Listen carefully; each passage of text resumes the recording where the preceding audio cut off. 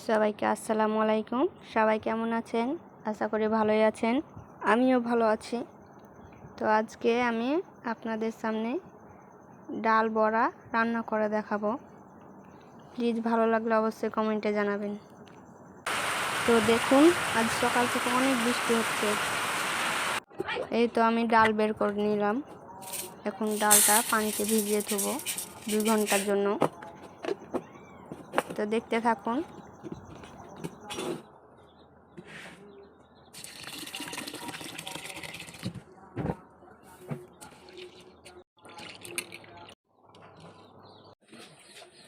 তো ডালটা এখন আমি পাটায় পিষে নিব।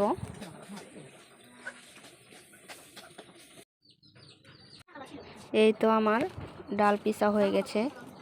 এখন আমি মশলা মাখিয়ে নিব। পেঁয়াজ, কাঁচামরিচ, হলুদ, লবণ দিয়ে দিব, মাখিয়ে নিব। আমি এখন একটা কড়াইয়ে তেল দিয়ে নিব।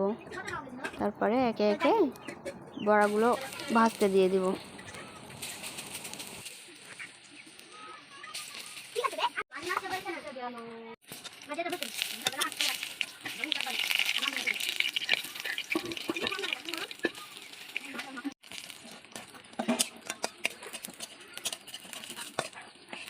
বড়াগুলো প্রায় ভাজা হয়ে গেছে, আমি এখন উঠিয়ে নিব।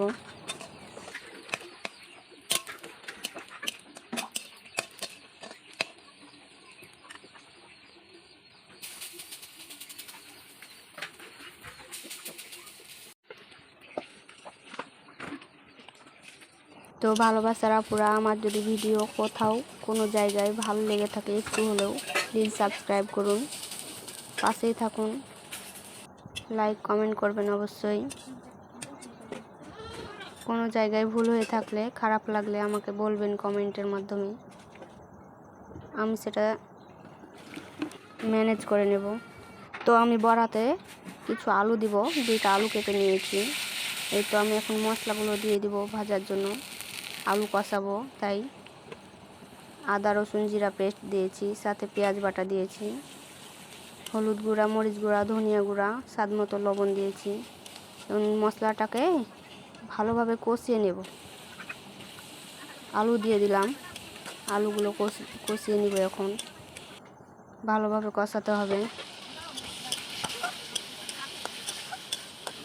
কষানো হয়ে গেলে পানি দিয়ে দিব।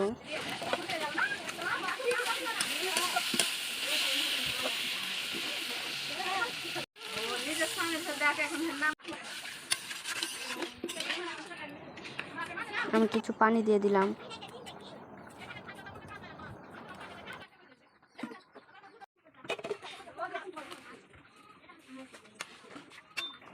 আলু সিদ্ধ হয়ে গেলে বড়াগুলো ছেড়ে দেব। ফুটিয়ে নামিয়ে নিলেই হয়ে যাবে। সাথে কয়টা আমচুর দিয়ে দিয়েছি।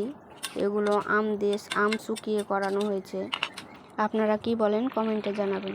এখানে ভিডিওটা শেষ করছি। আসসালামু আলাইকুম।